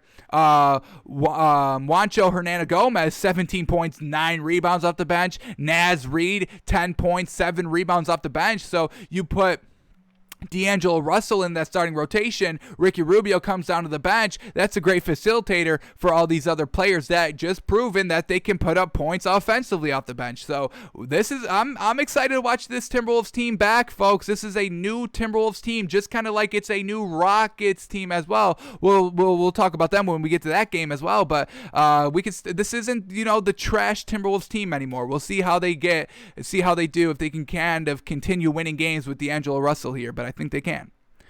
Alrighty, here we go. Now let's talk about the Kings. Unfortunate loss here for them. De'Aaron Fox did his thing. 31 points, 9 assists, 2 steals, 6 rebounds on 2 of 4 from 3, and 50% overall from the field. So very well done by him. Tyrese Halliburton, 9 points, 7 assists, 2 rebounds, shot 44%.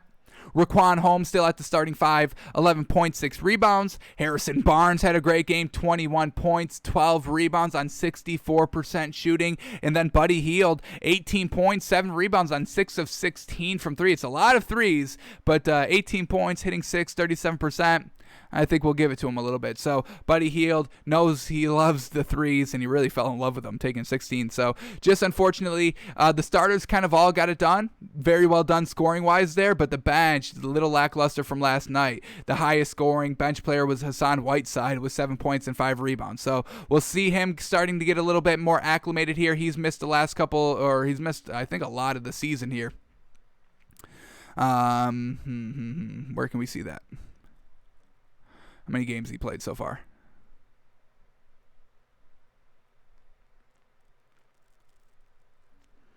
He's only played 29 games. So Hassan Whiteside, getting him a little bit back, more acclimated into the lineup coming off the bench, that's another great big for them. So they should be good now that he's back, getting a little bit more minutes. Definitely needs more minutes than 13, but just getting back into the rhythm. But very well done for the Timberwolves to get back on track here with a nice win with D'Angelo Russell back. Alrighty, let's go to the Pistons and the Thunder now. Pistons just absolutely blowing out the Thunder, 132-108. So let's start here with the Pistons. Just great scoring night all around by everybody here. So let's start here with the starters. Saben Lee, 8 points, 6 assists, 4 rebounds. Josh Jackson, 14 points, 5 rebounds. Isaiah Stewart, 12 points, 6 rebounds. 6 rebounds. Jeremy Grant led the team in scoring, 21 points, 5 assists, 5 rebounds. Great night by him. He shot 46% from the field. And then Sadiq Bey, little lackluster, 10 points. So I'll give him that. The double-digit points, that's what we're talking about. 3 rebounds, but not truly too efficient. 37% from the field, 1 of 4 from 3. But their bench steps it up. Everybody doing great. Everybody in basically scoring 9 or more points here for this game. So here we go. Off the bench, Hamidou Diallo, 11 points, 8 rebounds, 4 assists. Killian Hayes, 9 points, 7 assists, 4 steals. Great night. Sekuo Doumbaya, 14 points, 2 assists, 3 rebounds. Tyler Cook, 9 points. Frank Jackson, 10 points. And Davidas Servidis, 5 points also. So just everybody scoring here, everybody getting involved here for the Pistons. Too much for the OKC Thunder without Dort and Shai Gilgeous-Alexander, so no reason why we would think this Thunder team would win. They got decent production kind of from everybody, so not terrible over here. Some nice, decent people stepping up here.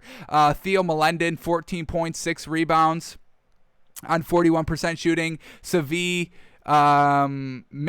Mikaluka, I don't know, man. I always butcher that man's name. 17 points, 4 steals, 2 assists, 3 rebounds. Actually, instead of just, can I find out this man's production? His pronunciation? Savik. Let's get this into like Google Translate or something. Let me listen to it. Feel bad mispronouncing this man's name every single day. So here we go. Let's see what we get. Just need to listen to it.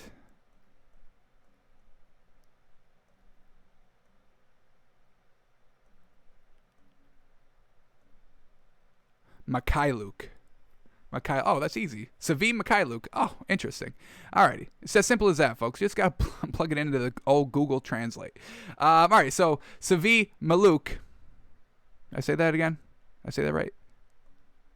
Mikhailuk. Alright, Savi Mikhailuk. Let's get back to him. Alright, Savi Mikhailuk, 17 points. Great night. Actually led the team in scoring, so very well done. Or second. Oh, Jesus. We got to do this one as well. Oh my God, Alexej Pukovetsky. All right, Alexej Pokusevetsky. He led the team in scoring with 19 points. So shout out to those two players. Just unfortunately, I mean, lackluster all around. Pistons got it done. Let's move on. But we'll try to pronounce those two players' names correctly from here on out. Let's go to Cavs and the Spurs now. Cavs offense gets it done because Darius Garland had an absolutely great night here. Still no Jared Allen, but Kevin Love steps up and has a decent game overall. But let's start here with the guards of the Cavs. Colin Sexton, 22 points, 5 assists, great night. Darius Garland, better night, 37 points, 7 assists, shot even better, 50% from 3, 5 of 10, and 63% overall from the field. Kevin Love, 9 points, 2 steals, 3 assists, 8 rebounds. Overall, a decent night by that man. We'll give it up for him, plus 18 on the floor. Dean Wade, 4 points, 3 assists, 7 rebounds, and Isaac Okoro, 11 points. Then off the bench, they got some nice, great performances as well. Isaiah Hartenstein, 16 points, 12 rebounds, and then Teron Prince, 14.7 rebounds as well. So nicely well done, getting a win without Jared Allen. Darius Garland steps it up, plays very well, and they're able to beat this Spurs team. That's what, folks, we're talking about. I mean, there's no reason why the Spurs team should be losing against the Cavs, man. That's why I don't know. This Spurs team is just super unappealing to me, uninspiring. They don't win. They barely lose. Or no, they barely win games that they should. They lose games that they shouldn't. It's just, all in all, nothing truly great on this team. DeMar DeRozan led the team in scoring with 20 points. He also had 4 rebounds and 2 assists to go along with that. Keldon Johnson, 13 points, 10 rebounds, great night. Jacob Poeltl, 9 points, 5 rebounds, minus 14 on the floor. Luka Samanik, 8 points, 5 assists, 6 rebounds. Derek White, 13 points, 6 assists. Nothing truly great out there. And then off the bench, I mean, just Rudy Gay, once again, stepping it up, 13 points. But that's really it. Only 2 rebounds, 1 assist. So nothing truly great on this team scoring-wise. There's nobody that I kind of want to demand the ball. It's just basically DeMar DeRozan because he's basically the only superstar on this team, all-star on this team. There's just nothing great by the Spurs team. So well done by the Cavs. Darius Garland has a great performance. And then that brings us to the last game of the night, the Suns and the Rockets. So before we get into the stats, I kind of want to show off this kind of last couple of seconds here for the Rockets. So here we go. Rockets are down 129-123, 6-point deficit with 46 seconds left in the game. So just kind of want to watch the final couple of sequences here. So here we go. Nice little steal there by Kelly Olynyk, a great pickup. He's been so freaking great. And then he cashed it out for 3. So he makes it a 3-point game. With 41 seconds left, Kelly Olynyk getting it done. And now with 2 seconds left, Rockets are down by 3 still, 133-130. And this is kind of what we say, why have the full court inbound? I hate it. You never get a shot off. You don't even get to corral the ball. So that's what the Rockets do. They try to do a full court inbound pass with 2 seconds left to try to get it to Kelly Olynyk. They don't even get a shot off because Kelly Olynyk can't even get the ball because it's a full court pass. You know how we feel about that? Just inbound it and get a shot off. Let's at least get a shot off. I want a shot off to try to tie the game. These full court passes never work. You can never connect because they're playing the defense there in the back court. So a little disappointed there, but Kelly Olynyk, absolutely huge for this Rockets team. And if John Wall is starting to play more consistently here for the Rockets, we could start buying into them a little bit more, but we need John Wall out there.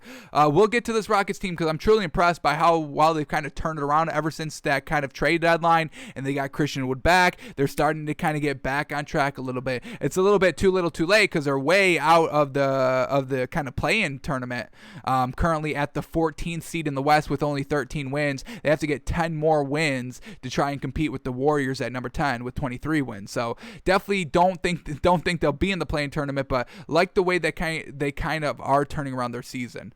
So let's start here with the Suns. Chris Paul, 19 points, 11 assists, 5 rebounds. He shot 3 of 5 from 3 and 66% overall from the field. Fantastic work. Chris Paul is just having an unbelievable last 2 seasons. I love it. Devin Booker still getting it done, 36 points, 6 assists, 6 rebounds, 6 of 8 from 3. Wonderful.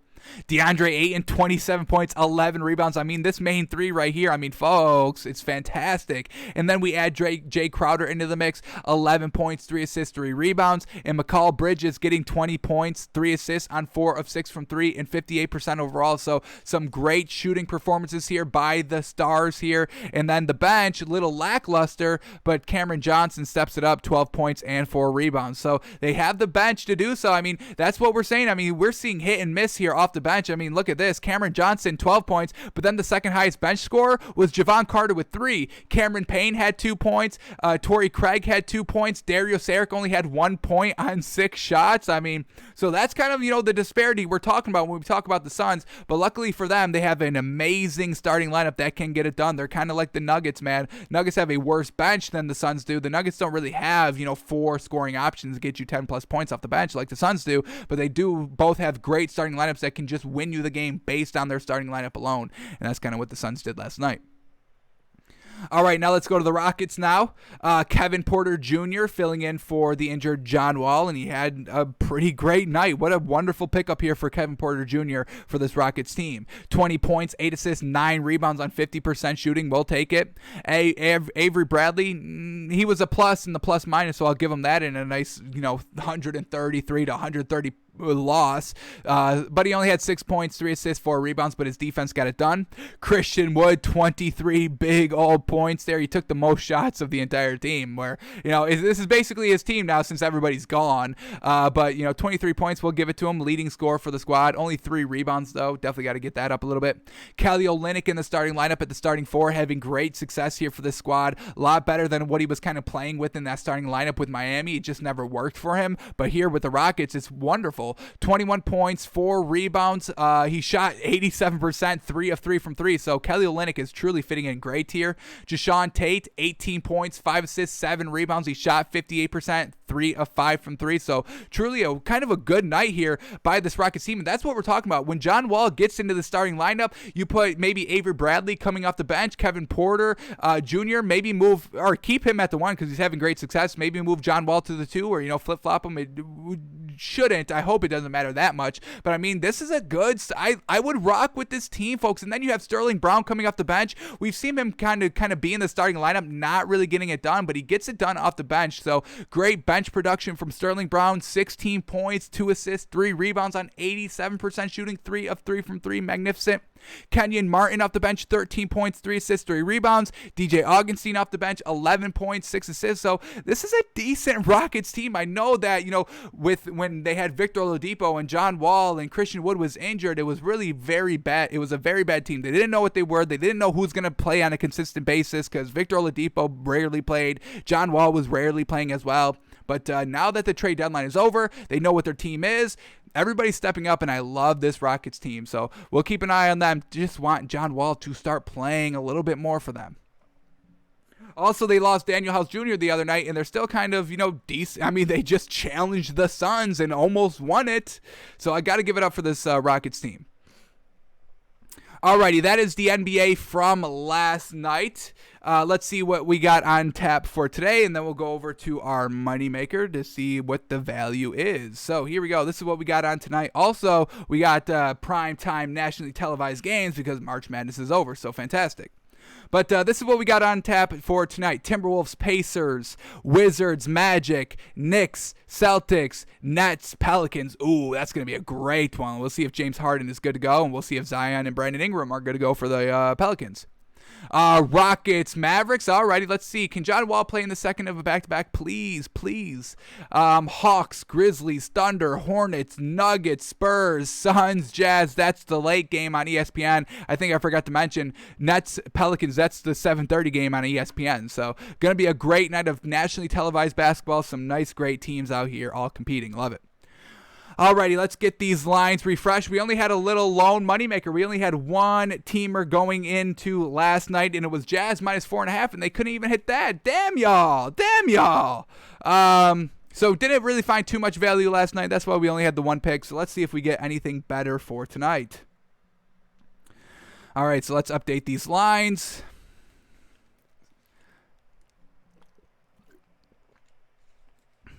Ooh, we are aware that users are unable to place bets at this time. We appreciate your patience and apologize for the disruption. You better apologize. We just saw it 2 days ago. We were this close of clicking on, who was it?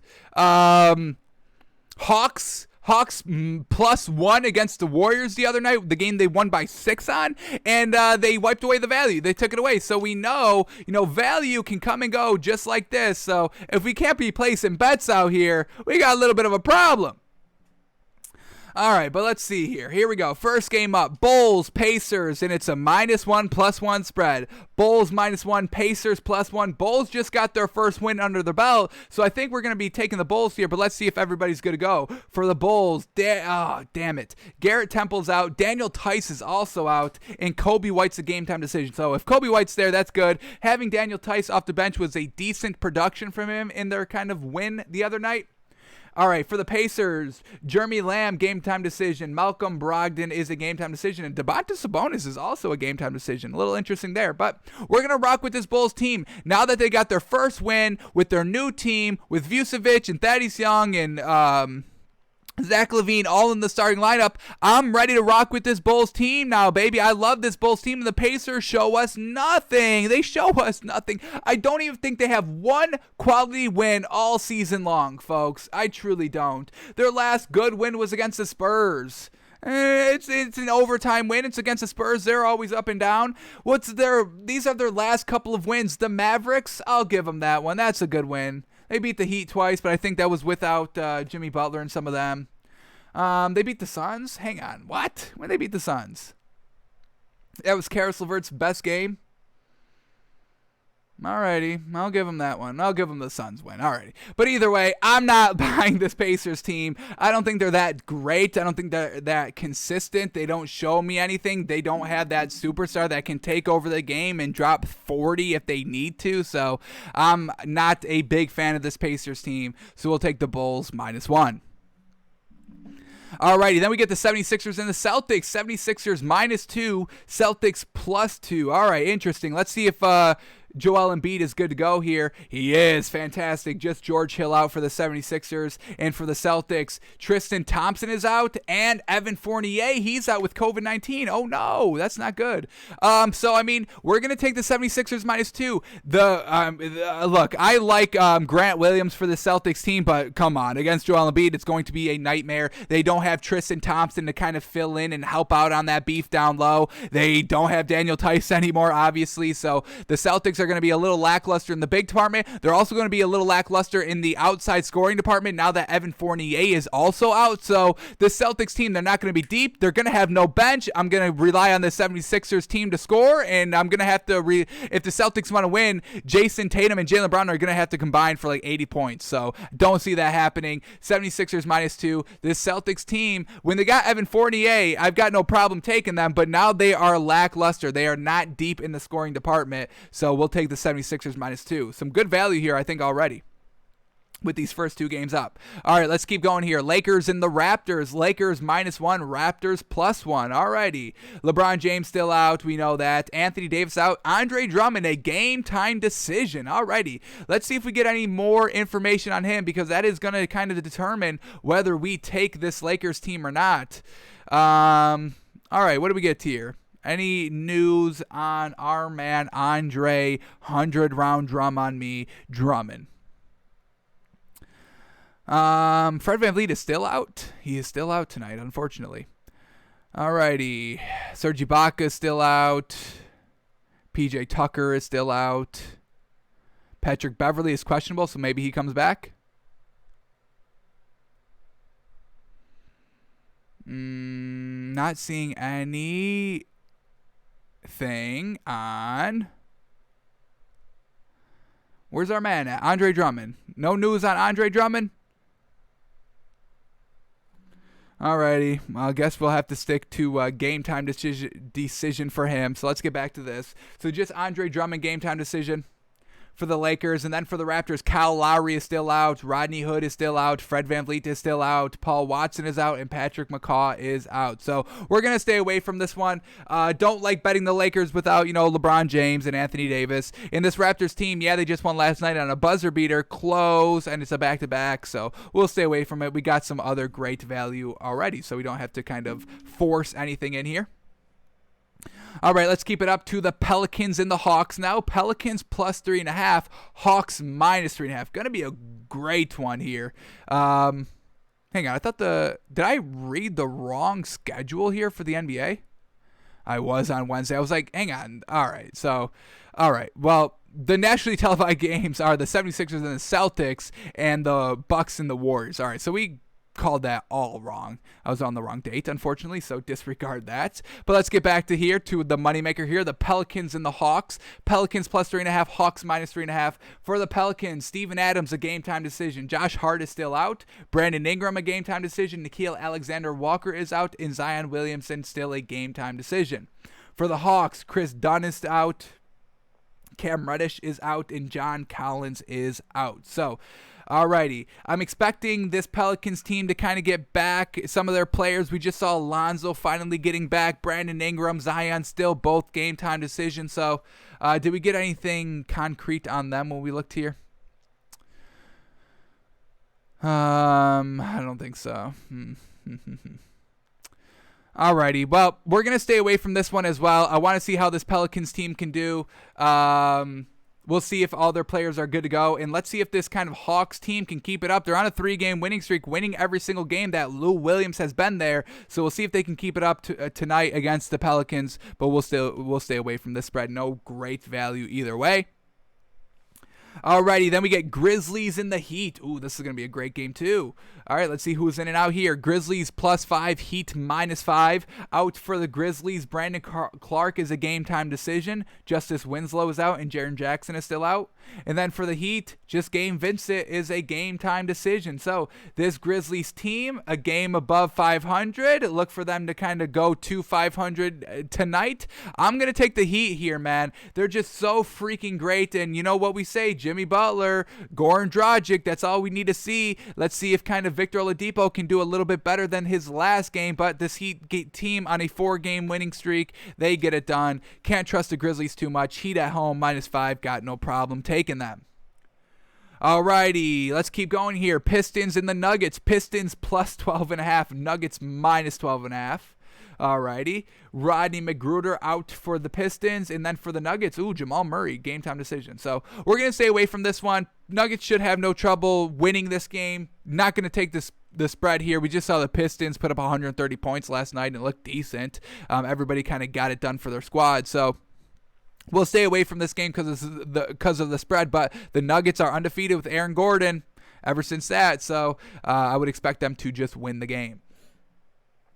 Alrighty, then we get the Bucks and the Warriors. Bucks minus 6.5, Warriors plus 6.5. Yikes. Alrighty, PJ Tucker is out for the Bucks, and Giannis is a game time decision. And then for the Warriors, it's just Eric Paschall is still out. So we are going to take Bucks minus 6.5. I mean, this Warriors team is truly not good. They're going to have nobody to lock up Giannis down low. It's just not going to be there. Now, the Warriors do have the outside shooting to kind of beat the Bucks, but I mean, nobody's stepping up, and they have no bench. That bench is absolutely very, very lackluster. We get the Bucks here. The beef is going to be too big for them. Steph Curry's going to have to do it all, but we'll swallow the 6.5 here for the Bucks. I mean, I just try. I mean, their 3-point shooting, the Bucks, it's a little hit and miss. But ever since Drew Holiday's been kind of back here in the starting lineup, they've been getting it done consistently. He just got paid. He's ready to rock. And this Warriors team is just floundering. And we're seeing fake stories. And Kelly Oubre Jr. going on Instagram saying that they're lies. And Steph Curry after every single game saying like, "Hey, I hope this stinks because y'all are fucking trash, and I'm the only good one here, and we're still losing." So Bucks -6.5. Can't trust this Warriors team. We'll choose the Bucks here. And then the last game of the night, the Blazers and the Clippers. Ooh. Is this one on TV? What's the late game on TV tonight? Damn. Bucks Warriors. I really kind of wish it was Blazers Clippers, honestly. Better matchup there. The Warriors. I like Steph Curry, don't get us wrong, but gosh darn, I mean, can they win some games here against some good teams? But here we go. Blazers, Clippers. Blazers +5.5. Clippers -5.5. Yusuf Nurkic is out for the Blazers. Tough there. Derrick Jones Jr. is a game time decision. And then for the Clippers, Patrick Beverley's a game time decision, so maybe he's back his first game. Serge Ibaka still out. DeMarcus Cousins a game time decision. We just saw him sign that 10-day contract, so we'll see if he's good to go. I mean, it's a 10-day contract, so you got no time to waste. DeMarcus, get out there. So he probably does play. I like the Blazers here, but Nurkic being out is going to keep us away from it. We'll see how Damian Lillard does. He needs to win this game to kind of elevate his MVP status a little bit more. So we'll stay away from this one. I am very tempted on taking the Blazers, but we'll stay away from it because the Clippers have kind of been beating the best teams in this league so far. So I got to give it up to them. They just blew out the Lakers. Obviously, nothing great there, but they still blew them out. And then they just beat the Bucks just kind of recently. They did lose against the Nuggets, which isn't good, but they do kind of elevate their play, and everybody comes to play when they face kind of the better teams here. Blazers are one of those better teams, but we got a nice little moneymaker here, and I'll stay away from the Blazers -5.5, even though I really want to take it. But here we go, our moneymaker for tonight: Bulls -1, 76ers -2, Heat -5, and the Bucks -6.5, swallowing all the points tonight. Alrighty, that is gonna do it for us tonight. You know what? Let's squeeze him in here. Let's get him in here. Here we go. Tyson Campbell. Let's head over to our NFL draft prospect of the day. Tyson Campbell's who we're going to be looking at. Nice safety from Georgia. So we'll look at the stats and watch some film on this man to see how we're truly loving this man. Should our teams be drafting this player here? So let's see. Here we go. Tyson Campbell, safety from Georgia, 6'2", 185. Great frame, great build for a safety. Love it. 3 years at Georgia already, starting in 2018 for his freshman year. 45 total tackles, no interceptions, 1 pass defense, 2 fumble recoveries, a touchdown, and a forced fumble. So decent there. Not liking the no interceptions. The 1 pass defense is a little light.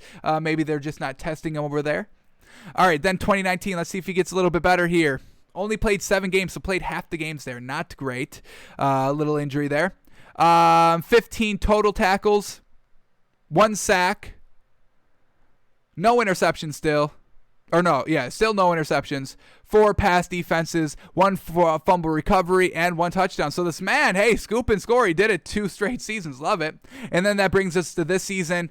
10 games played, 29 total tackles, 1 interception. Finally got his pick. 5 pass defenses. Yes, sir. Do not be testing this man. No fumble recoveries and no forced fumbles. So did not have a scoop and score touchdown here in 2020. So, alrighty. Stats are not terrible out here. Got to a bowl game every single season. So let's see how he fared in these bowl games. We judge bowl games very high because you have a month to prepare for them, and you're usually facing a kind of decent opponent, unlike all season where, you get garbage defenses because it's college. So let's see here. The SEC championship game against Georgia or against Alabama, they end up losing, so not great there. 1 tackle, no interception, no pass defense, no forced fumble, no fumble recovery. Alrighty, the defense also gave up 35 points against Alabama. And then they get into the bowl game against Texas. They lose again. Not great. He had 2 total tackles, no interceptions, no pass defenses, no fumble recoveries, no forced fumbles, and they give up 28 points. So not great there. They gave up 8 points in the 4th quarter.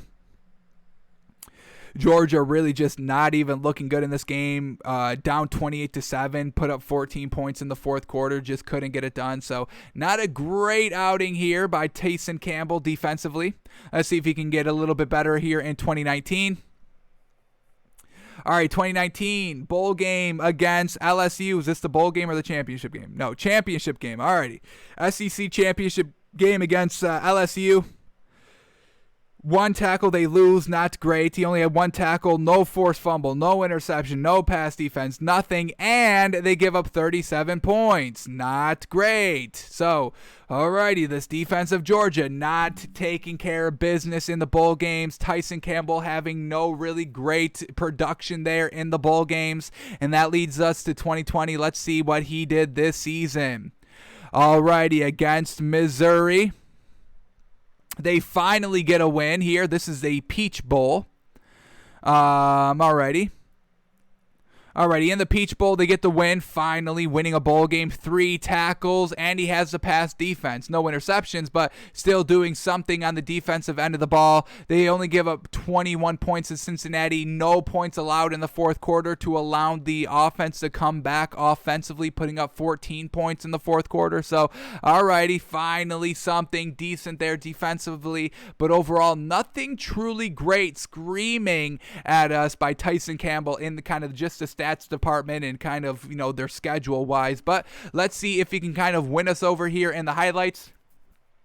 We get a nice little highlight package from him, a nice little 3-minute highlight package, so we'll watch that. And if we're still not kind of sold on this man, we've got his game against Alabama where he faced that stacked offensive roster of Jalen Waddle, Devontae Smith, Najee Harris. So we'll see kind of how he stacks up against kind of a very, very good, talented offensive roster, and kind of just watch how he plays in this game, this one game alone against the one of the highest opponents, highest offensive threat weapons that he's probably faced all his entire career there in Georgia. So let's start here with the highlights and see how this man's looking. Here we go. Alrighty, there he is, highlighted for us right there. Alrighty, very well done. Here he is. Just kind of plays this man. He sees it's a comeback route. And then look at this man. He's watching. He's covering his man very well. But he's also keeping his eyes on the quarterback here. He sees the quarterback's going to this other guy here. And he reads it, comes off of his own man, makes the pick. Let's see what he can do speed-wise. I'm loving the speed. Yes, sir. He's going to get caught. Is he going to go all the way? Gets caught, but some nice speed out there. So everything's looking great here. Playing the eyes of the quarterback to perfection for the pick. Very well done. Alrighty, here we go. Makes a big ol' hit there. Forces the fumble here. Alrighty. Probably the whistle should have been blown a little bit, maybe right there. But the fumble, he makes the ball come loose. He scoops it up, and look at this speed once again. Ooh, screened by the ref a little bit. Not great there. Quarterback, last line of defense, screened by the ref. But Tyson Campbell takes it all the way to the house. Some nice speed here. Some great ability ripping the ball out. Was he the second one to come to this tackle? Let's see.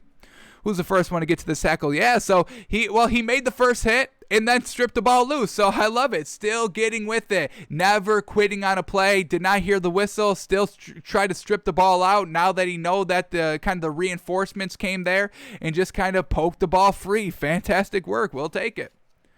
Alrighty, here we go on the goal line. Yes, sir. Let's see this shut down.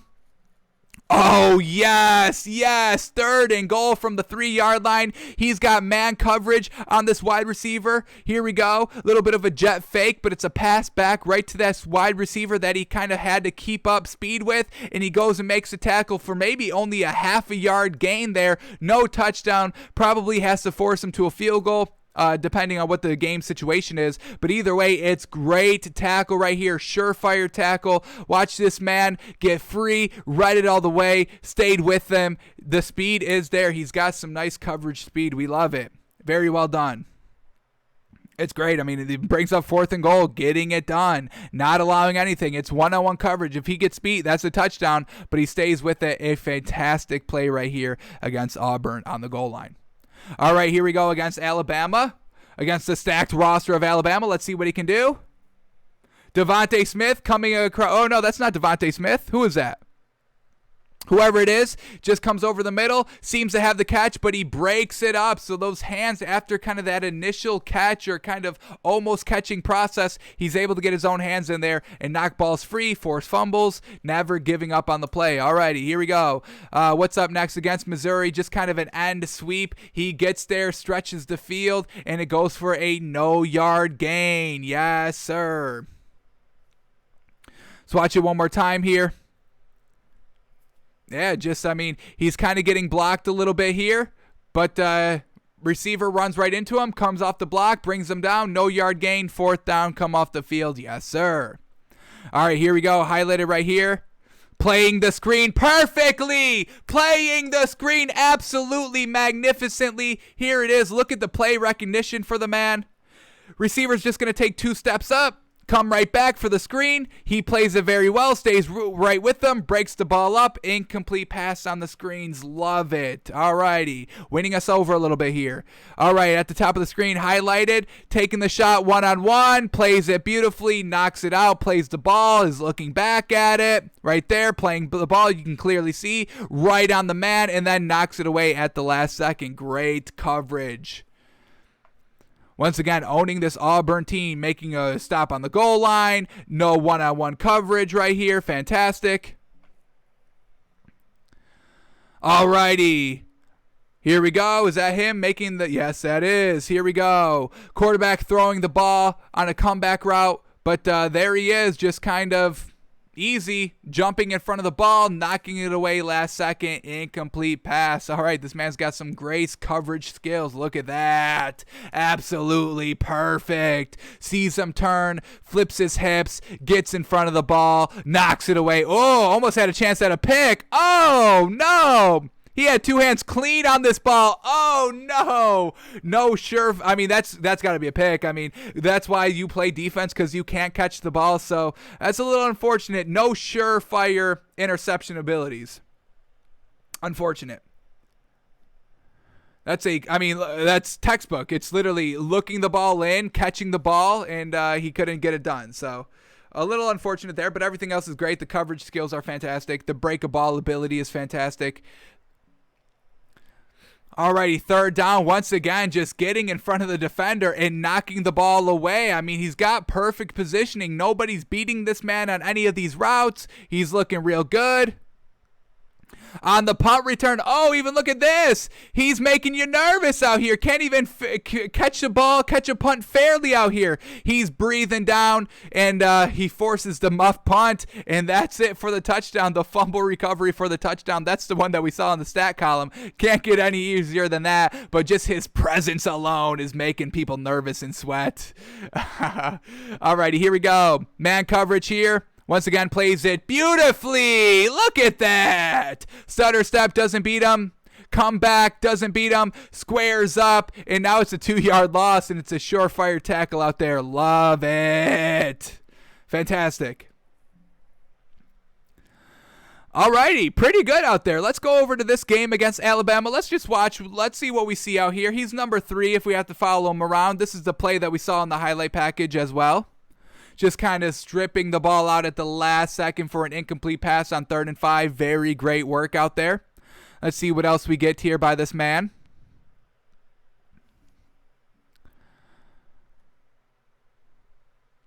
Alrighty, next play up. What do we get? Georgia now on top. Alabama down 17-14. Let's see if they can keep the lead. He's got man coverage right at the top of the screen. Highlighted for us. Great man coverage. Alrighty, who is that? That's Devontae Smith, though, baby. Heisman winner. Is able to kind of get a little bit of separation at the top of the route here. Watch him kind of break off inside, and he's able to kind of get some nice yards of separation, but then he's able to kind of recover and bring him down for really no yards after the gain, after the catch. Alrighty. But it's Devontae Smith. I mean, he's going to get open, folks. That's why you got to take this man as soon as you can. I think he's the best receiver in the draft. Alrighty. All right, here we go. Back to man coverage here. Let's see what he does. I think back on Devontae Smith. He's going to go deep. Alrighty, so once again, Devontae Smith able to get a little bit of separation on this man. Coming back to the ball a little bit. Able to get away from Tyson Campbell a little bit. Alrighty. But once again, no yards after the catch, unfortunate. Or no, very good for Tyson Campbell. Alrighty. This is the play we just saw, the comeback route, able to get a little bit of separation there. All right, what's the next play up? Here we go. Comes back, trying to make the tackle. Once again, he's kind of got a little bit of man coverage on wide receiver there. Not Devontae Smith this time. Najee Harris running the ball, comes up and helps out on the tackle for the run. All righty. Decent play there. See what we get here. Mac Jones going to go deep over the middle of the field. And once again, just kind of Devontae Smith is able to get away from this man. Not sure if he had total man coverage on this one. Let's see where he is. He's over here, safety.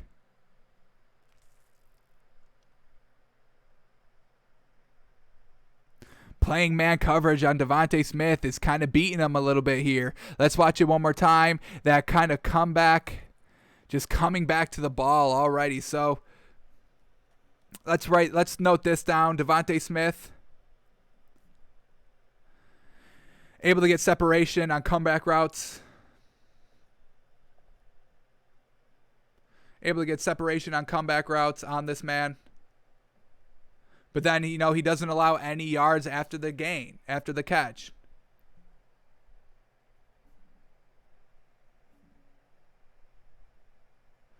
All right, here we go. Man coverage right at the top of the screen. It's a run play. Comes off the block decently well.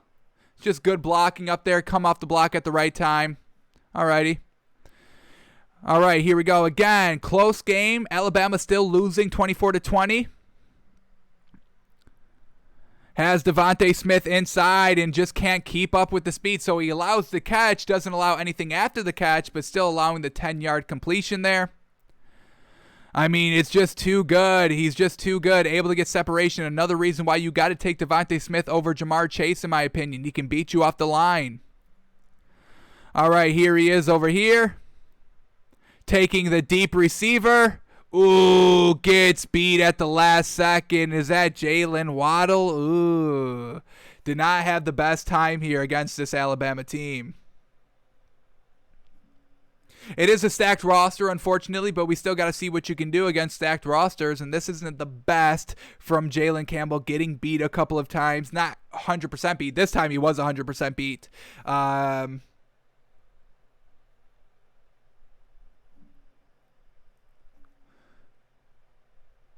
Jalen Waddle just able to get the entire thing there. Damn.